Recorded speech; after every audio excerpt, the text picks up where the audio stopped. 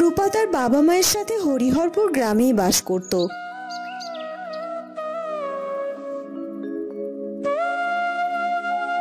একদিন তাকে দেখার জন্য তাদের বাড়িতে যায় অনিকেত বাবু ও তার পরিবার।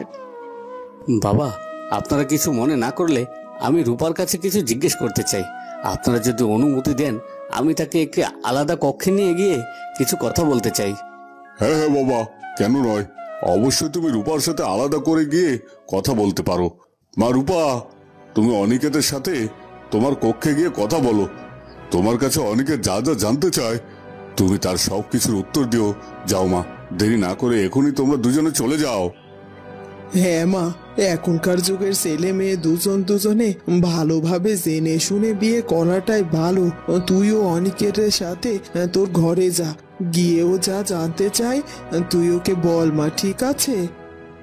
হ্যাঁ মা, আমিও চেয়েছিলাম অনিকেত বাবুর সাথে আলাদা করে কিছু কথা বলতে।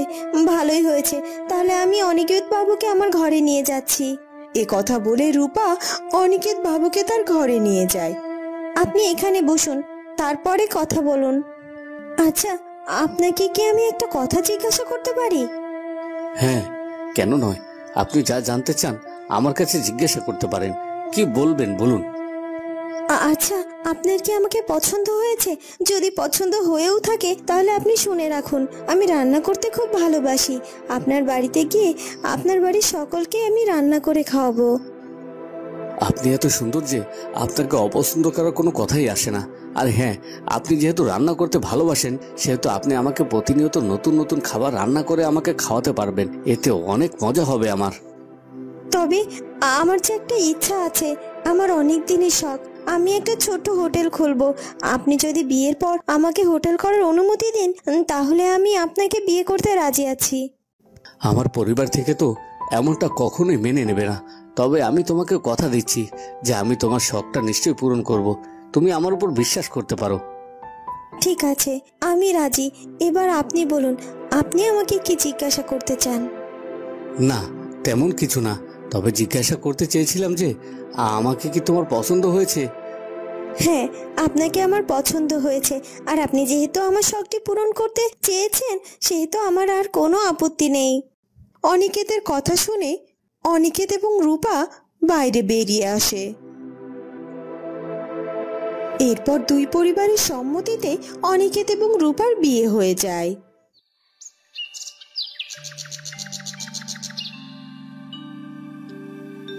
এরপর কেটে যায় বেশ কিছুদিন। একদিন সকালবেলা রূপা তার স্বামীকে বলে, কই গো, শুনছো? কোথায় তুমি? তুমি যে বলেছিলে তুমি আমার ইচ্ছে পূরণ করবে, তাহলে তুমি আমার ইচ্ছেটা পূরণ করবে কবে বলো তো?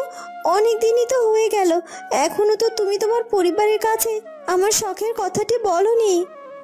আমি ভাবছি আজ তোমার ইচ্ছার কথা মা বাবার কাছে জানাবো, দেখি তারা কি বলে। যদি তারা তোমার ইচ্ছার সম্মতি না দেয়, তাহলে আমি যেভাবেই হোক তোমার ইচ্ছাটা পূরণ করব অবশ্যই। তুমি মন খারাপ করে থেকো না, আমি বাজার থেকে ফিরে এসে মা বাবার কাছে সব বলবো। ঠিক আছে, তুমি যা ভালো মনে করো তাই হবে। তুমি যেহেতু আমার ইচ্ছেটার কথা মনে রেখেছো, সেহেতু আমি এখন আর মন খারাপ করে থাকবো না। এরপর অনিকেত বাজারে চলে যায়।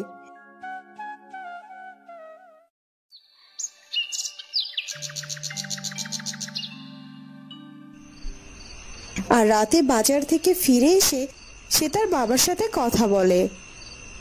বাবা, মা, তোমাদের অনুমতি পেলে আমি তোমাদের কাছে কিছু কথা বলতে চাই। আমি যা বলবো তোমাদের সেই কাজটি করতে হবে। তোমরা দুজনেই শোনো। হ্যাঁ বাবা, বল, তুই কি বলতে চাস, আমরা শুনছি।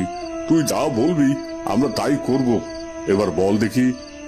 বাবা, তোমার বৌমার অনেক দিনের একটা ইচ্ছা ছিল। সে আমাকে তার বিয়ের আগেই বলেছিল যে তার একটা ইচ্ছা আছে, আমি যেন তার ইচ্ছাটা পূরণ করি। আমি তাকে কথাও দিয়েছিলাম বাবা, তার ইচ্ছেটি অবশ্যই পূরণ করতে সাহায্য করব। এখন যে সময় চলে এসেছে, এখন আমার কথাটি রাখতে হবে। হ্যাঁ, তুই আমাদের বল, আমি আর তোর মা অবশ্যই তোর পাশে আছি। বাবা, তোমার বৌমার যে ইচ্ছা, সে একটু হোটেল দিতে চায় এবং সে সেখানে রান্না করে মানুষজনকে খাওয়াবে। আমি চাই ওর ইচ্ছাটা যেন পূরণ হোক, তাই আমি বাজারে একটি দোকান দেখে এসেছি। যেখানে ওর খাবারের হোটেল খুলবে।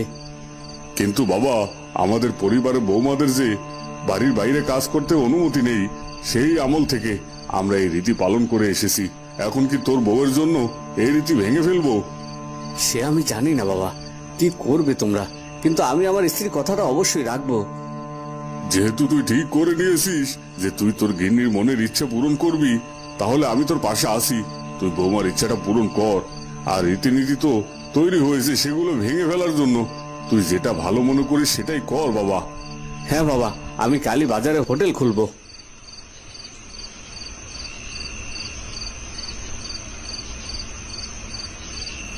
কি গো, কি বললো বাবা মা? তারা কি আমার ইচ্ছেটা পূরণ করতে দেবে? হ্যাঁ, বাবা মা দুজনকেই তোমার ইচ্ছে পূরণ করার জন্য রাজি আছে। আমি কালই তোমাকে বাজারে একটু হোটেল নিয়ে দেব, সেখানে রান্না করে বাজারে থাকা সকল মানুষকে খাওয়াবে, ঠিক আছে? শোনো, আমার ইচ্ছা হলো আমি হোটেলের প্রথম দিন সকল লোকজনকে এমনি এমনি ফ্রিতে খাওয়াবো। হ্যাঁ হ্যাঁ, তুমি যা ভালো মনে করো তাই করো, আমি তোমার পাশে আছি। তোমাকে যে কি বলে ধন্যবাদ দেব, তুমি আমার সব ইচ্ছা পূরণ করছো। আর সত্যি আমি তোমার কাছে অনেক ঋণী। গিন্নির ছোটখাটো আবদার যদি পূরণ করতে না পারি, তাহলে আমি কেমন স্বামী হলাম বলো? আমি যে তোমাকে অনেক ভালোবাসি, আর তাই তোমার প্রতিটি ইচ্ছাই আমার কাছে অনেক মূল্যবান। যাই হোক, কালকে তো তুমি তোমার হোটেল খুলবে, তাহলে তোমার তো অনেক জিনিসের প্রয়োজন হবে, তুমি সেগুলো গুছিয়ে রাখো। হ্যাঁ, তুমি ঠিকই বলেছো। এরপর রূপা সেখান থেকে চলে যায়।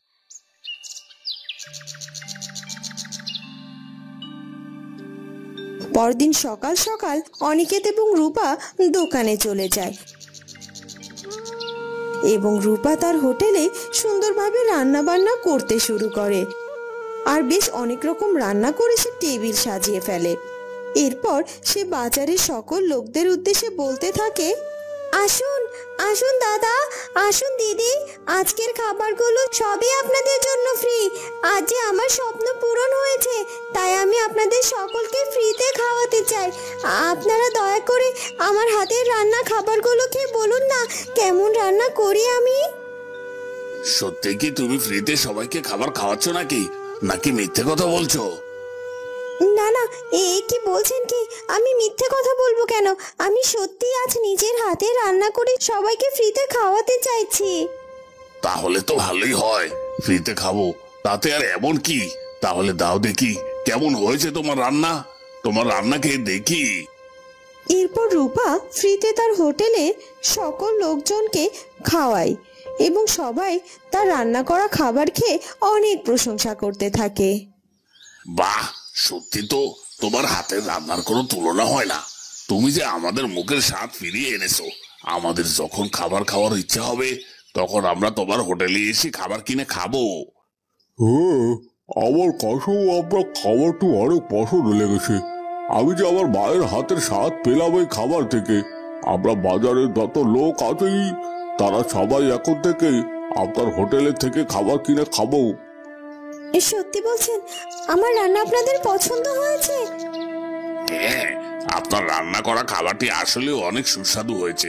আমাদের বাড়িতে যখন কোনো বিয়ের অনুষ্ঠান হবে, তখন আমরা আপনাকে এই আমাদের বাড়িতে রান্না করার জন্য ডাকবো। এরপর লোকগুলো চলে যায়।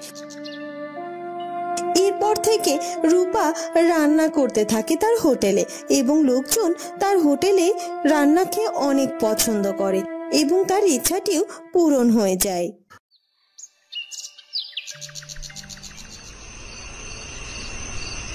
শুনছো, একটা সুখবর আছে গো। তোমার রান্নার যে অনেক নাম ছড়িয়ে গিয়েছে, যার জন্য গ্রাম থেকে গ্রামের সবাই তোমাকে বিয়ের অনুষ্ঠান এবং সব অনুষ্ঠানে আমন্ত্রণ জানিয়েছে গো রান্নার জন্য। সত্যি বলছো তুমি? আমাকে বড় বড় বাড়ির বিয়ের অনুষ্ঠানে রান্নার কাজে আমন্ত্রণ জানিয়েছে? সত্যি আমার যে কি আনন্দ হচ্ছে না, আমি তো ভাবতেই পারিনি আমার স্বপ্নটা এভাবে পূরণ হয়ে যাবে আর সবাই আমার তৈরি করা খাবার খেয়ে এত প্রশংসা করবে। আমি সব কিছু করতে চাই এবং সব বাড়িতে গিয়ে এভাবে রান্নাও করতে চাই। এভাবেই রূপার সব স্বপ্নগুলো পূরণ হয়ে যায়।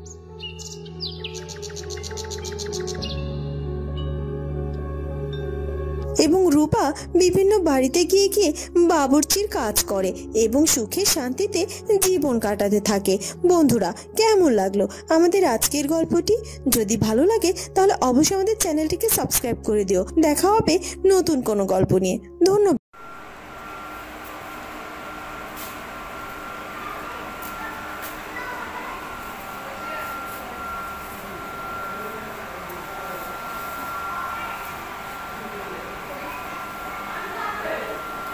কোনটা ছবি তুলতেছেন? এটা ও ও আমাদেরটা একটা টানাটানি করে না ক্লিয়ার তোমার